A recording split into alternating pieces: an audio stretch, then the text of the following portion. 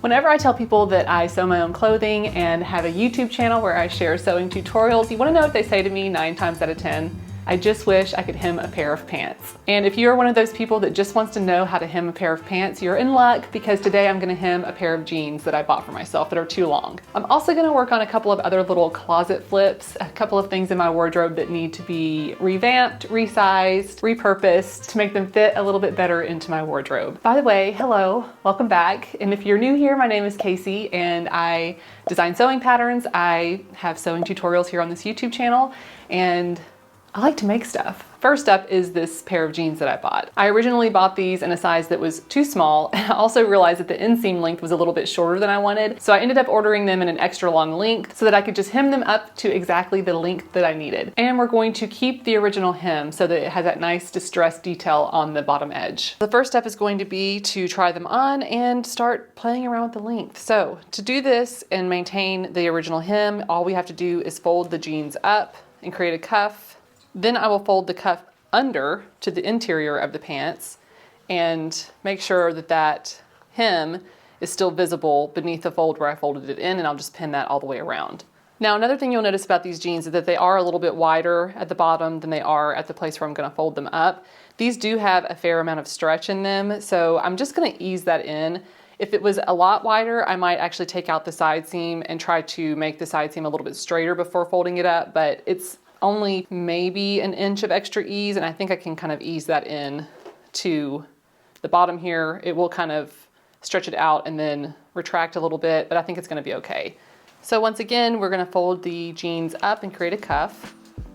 After playing around with mine for a little bit, I decided that I wanted to fold this up by 2 inches. So I'm just gonna make sure that I measure that and adjust as necessary around the perimeter of the jeans. And I'll pin that in place. I also want to make sure that I line up the side seam of the cuff to the pants on both sides.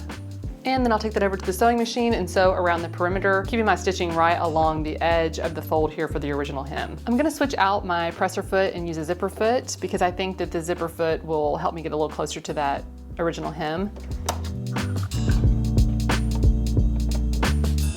And I'll move my needle over just a little bit closer as well. I'm just gonna sew this with a straight stitch. I'm using a 3mm stitch length, and I wanna make sure that I remove this little piece here so that I have the free arm available for sewing.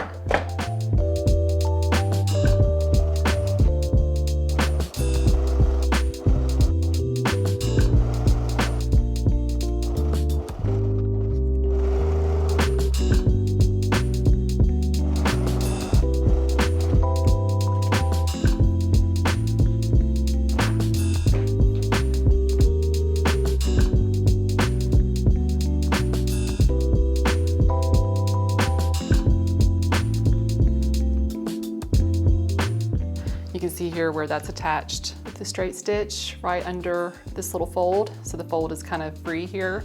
So at this point you could just trim all of this off and leave yourself maybe just about a 1/2 inch of seam allowance there, and then clean that up with the serger or a zigzag stitch if you want. I like to leave the length on here because I'm always paranoid that it's gonna be a little bit too short. And so I wanna give myself the option to change it later if I feel like it. Anyhow, the next step, if you don't trim that off, then you're just gonna flip this in to the interior of the jeans and give it a good press. And the last step is just to tack the fold here at the side seam, so you could do a little stitch in the ditch here just to kind of tack that in and make sure that it doesn't flop back out. I'll do that on both side seams for both of the legs. I've switched back to my regular presser foot here. I'm just going to replace the little tool tray, give myself a little more surface area, and tack these down. All of these steps can be done by hand if you prefer to do them by hand. This is actually a really easy, beginner-friendly alteration that can be done if you don't have a sewing machine. I actually did end up redoing them and making them just a little bit longer, about 1 inch longer than I had originally hemmed them. So I just wanted to point that out. And that is exactly why I leave that on there, because I feel like you can always tweak it and make it just a little bit better.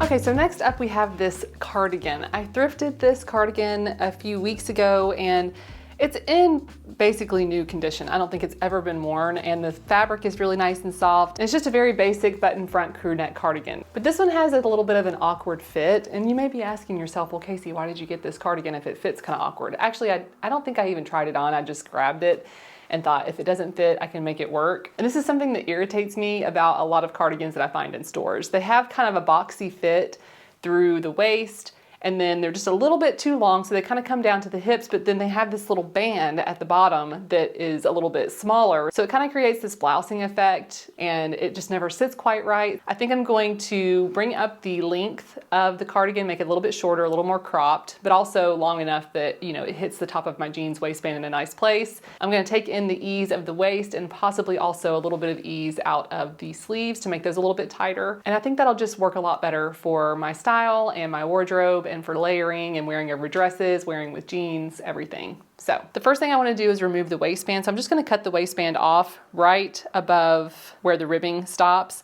I know that that's not going to be cutting off too much length. That'll give me enough seam allowance for attaching this back to the shirt when I get it to the length that I want. And releasing this waistband from the shirt will allow the shirt to kind of lay more straight. I can try it on and adjust the fit before I reattach the waistband.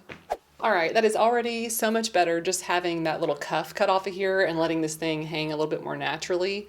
And I actually like the length of this where I cut it off for the cuff, so I'll probably just use that as my guide for how long to make this. And I may actually use the cuff as the benchmark for how much to take out of this, so that basically the bottom of this is the same circumference as the cuff, so that I don't have to do anything else to the cuff. I think that'll work out quite well, actually. And I actually think that the sleeves are okay. I was originally thinking I was gonna take in the sleeves a little bit, but I think I'm just gonna leave them be. Just take in the side seams.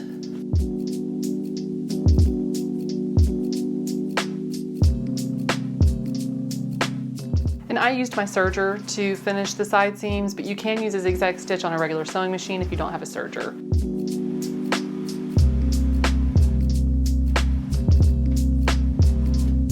Now I just want to lay this out and grab my cuff piece. And I will have to ease this in just a little bit, but not as much as it was before. So I think I'm gonna like this a lot better. I like the length of this when I had it on. I think I'm gonna make it just about a ½ inch longer with the cuff attached. I'm just going to lay it on top here. There's the bottom of where I cut it from the cardigan, and then the cuff comes down about a ½ inch below that. I'm gonna give myself about 3/8 inch to a ½ inch of seam allowance here. And the reason for that is because I have this little buttonhole here that I need to sew across. I want to make sure that I get that in my seam and that I don't have a hole there. So if I just fold this down about a ½ inch, then right here is where I'm going to want to line it up with the cardigan. So if I put my finger there and mark it with a pin underneath right there, then when I flip this over and sew it, I'll align the bottom of the cuff here at this point and sew my ½ inch seam allowance here all the way around. I'm actually just going to trim this off at this point.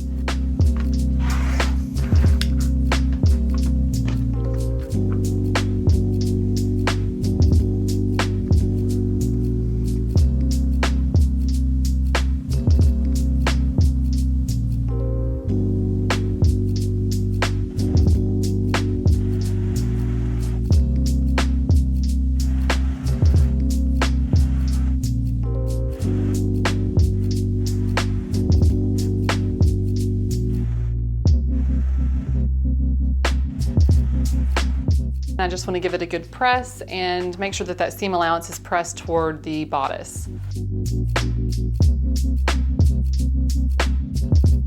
And over here on these ends where I serged, it kind of like pulled the fabric out a little bit, so it's got a little bit of a point. I'm just going to make sure that I tuck that in. Then I'll just use a zigzag stitch to top stitch the seam allowance to the bodice so that everything lays nice and flat.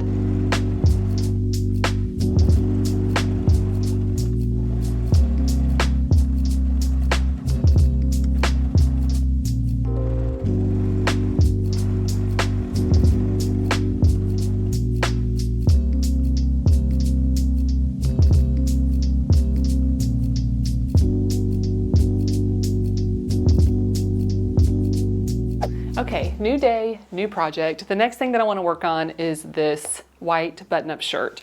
So this is actually a pattern that I sell, one of my early patterns actually. And this is the birdie button up that I made for myself a few years ago. I made it out of this kind of viscose linen blend, like tissue linen style fabric.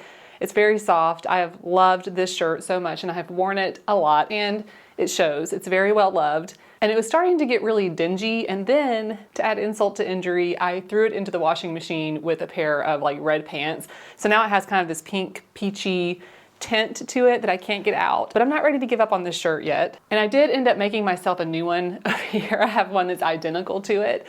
I made that a few months ago, so I have a new birdie button up that I can wear all the time now. I feel like from far away it's kind of hard to tell how dingy it is, but once you get up close to it, it's got a lot of dinginess around the collar. In the armpits, you know, because like I said, I've worn this quite a lot. It's also still in otherwise great condition. It doesn't have any holes in it.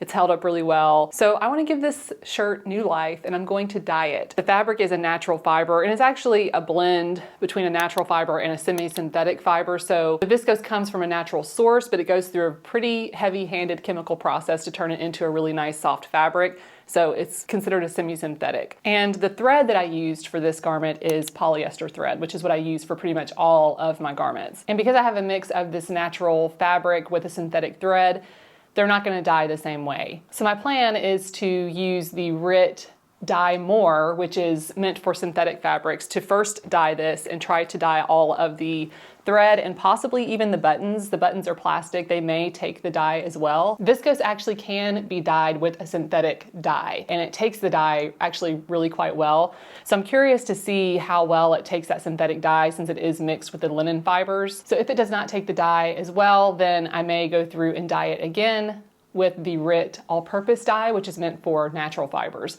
and see if that gets us where we want to be. So I've got on some, you know, clothes that I don't mind getting a little dye on, and I am ready to start dyeing this. But first I need to check my stash and see what all I have in the way of RIT color options.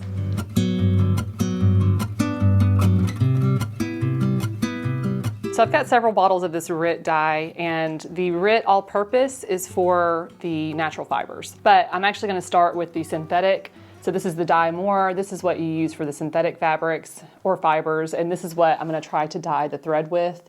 So I'll have to dye the whole thing and see how it goes. But I do have this Midnight Navy. I've also got some chocolate browns, but we're gonna start with this one here. And then we've got the RIT Color Stay Dye Fixative. I may or may not use it, but I do have it if I need it and decide I want to. So that's what we're working with. I'll be following the directions on the back of the RIT dye bottle for the stovetop method of dyeing this shirt. And the reason we want to do the stovetop method is because we want to get the water really hot and maintain that heat while we're dyeing the shirt. So I need to get the water up to about 200 degrees. I'll put in a little bit of dish soap. I'll also put in about 1/4 of a bottle of the RIT dye in the Midnight Navy and give that a good stir to get everything incorporated. And I want to make sure that I wet the shirt before I put it into the dye, because this will help the dye distribute more evenly across the entire garment. I'll just submerge that into the dye bath and give it a little stir, and I'll come back every few minutes and agitate it by stirring the shirt in the dye bath. After about 30 minutes, I will remove the shirt from the dye bath, rinse it really well until the water runs clear, and then wash it with a little bit of dish soap. You can also use laundry detergent, but dish soap works just as well. So I actually really like the color after that first dye bath. You can kind of see the difference here. Like this is the synthetic thread, the polyester thread. It's a little bit lighter than the rest of this. And because this has that rayon viscose content, that usually dyes extra dark is what I've kind of noticed when I've dyed other things that have a viscose or rayon in them. So I don't know for sure that this will stay because again, it also has linen, but if it does stay this color, that's great. One thing I'm noticing though is a couple of little dark spots. I don't know if this was just like from stains that were on the fabric that I couldn't really see. They show up more on camera than they do in person. And then also the buttons, which were plastic, they dyed kind of a purple color.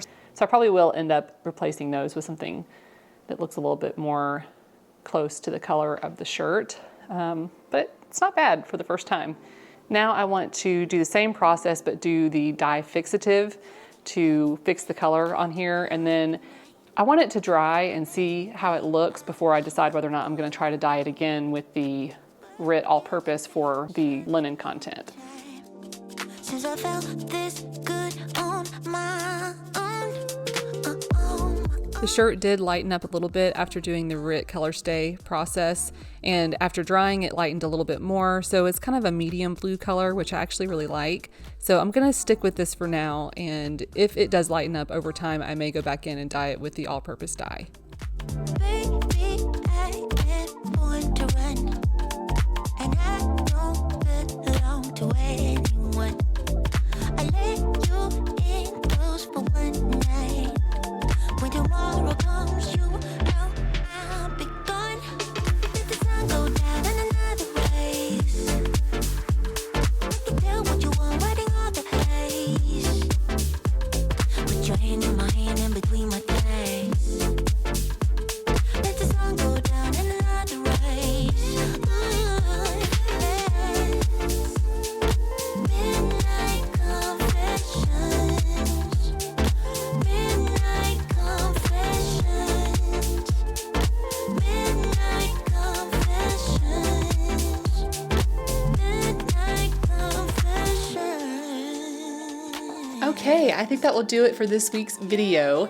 None of these were super dramatic changes, and I think that the sort of culture around thrift flipping and DIYs on the internet kind of makes you feel like you got to go big or go home. Sometimes you just need a few little small changes to make something work a little bit better in your wardrobe, and there ain't nothing wrong with that. These types of things are things that I was doing before I ever learned how to sew a garment from scratch. I was making little tiny changes to my clothing to make it work a little bit better for me. Now, I almost always get comments from people when I have videos where I say things are easy. They'll say, this isn't easy. You mean this is easy? What are you talking about? This is easy. You make it look easy. It's hard. Okay, look, people. Easy does not mean zero effort. Easy means that you can do it, and that a beginner could probably do it with a little bit of patience, a little bit of time, and yes, a little bit of effort. Anyway, I'll step off my soapbox, but if you enjoyed today's video and you would like to see more from me, and you have not already, please be sure to subscribe, hit the little bell icon, that way you'll be notified when I release new videos in the future. You can also leave me a thumbs up, you can leave me a comment, let me know what you thought, let me know what you'd like to see next from me. And I want to thank you so much for being here and supporting my channel. I'd also like to give a special shout out to my Patreon supporters. I do have a Patreon where you can support me and contribute to the things that I am making here on the channel. No pressure, but I'll put a link to that in the description below this video as well. And with that, I will end the video here. Thank you so much for watching. I will see you in the next video. Bye.